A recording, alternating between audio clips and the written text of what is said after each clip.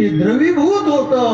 कसं होत? मृदू सबाय नवनीत तैसे सज्जनाचे चित्त. किती चित्त द्रवीभूत होत त्याच्यासाठी एक दृष्टांत आहे का? तेवढा दृष्टांत सांगायचा आणि कीर्तनाला समारोप करायचा आहे. विठ्ठला वाटेवरती जे वाट सुरू जायचे त्यांच्या जवळ असणारी भौतिक संपत्ती लुटायची हा त्याचा धंदा होता. आणि आपला पुरावा जगाला लक्षात येऊ नये म्हणून त्याच्याजवळ जे काही आहे ते तर घ्यायचं आणि त्याला सोडून द्यायचं नाही. मग काय करायचं? त्याची हत्या करायची, त्याला कुऱ्हाडीचे घाव घालायचे, लाकडं तोडताना तसं त्याला तोडायचं. आलं लक्षात? आणि किती माणसं तोडली ना याचा हिशोब ठेवण्यासाठी एक मोहरी एवढा खडा उचलायचा आणि त्या बाजूच्या असणाऱ्या रांजणात टाकायचा. किती रांजण भरले होते? रामायण वाचलं ना तुम्ही? 7 रांजण, 7 मोहरी एवढ्या खड्यांनी भरले.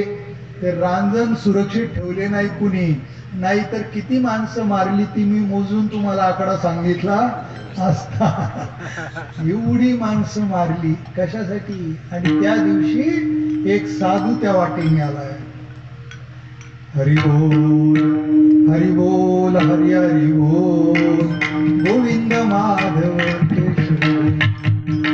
इतना सुंदर है नाम कृष्ण को काय कहो नाम का महिमा गोविंद माधव केशव.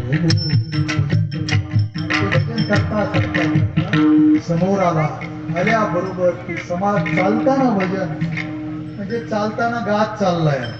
वारकरी संप्रदायामध्ये चालताना गाणं प्रमाण आहे.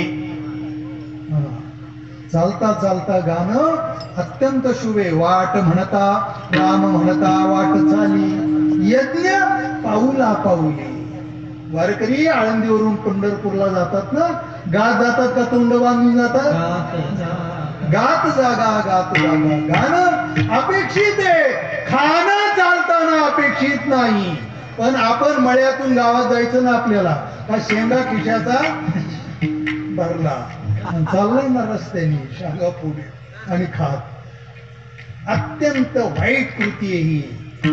चालताना खाणं प्रमाणभूत नाही. तो अन्नाचा दोष आहे, तो त्या व्यक्तीमध्ये उतरतो आणि त्याची सवयी चालता चालता खाण्याची टिकून राहते. सोडली पाहिजे. चालताना खाणं अपेक्षित नाही, चालताना गाणं अपेक्षित आहे. तो गात गात गात गात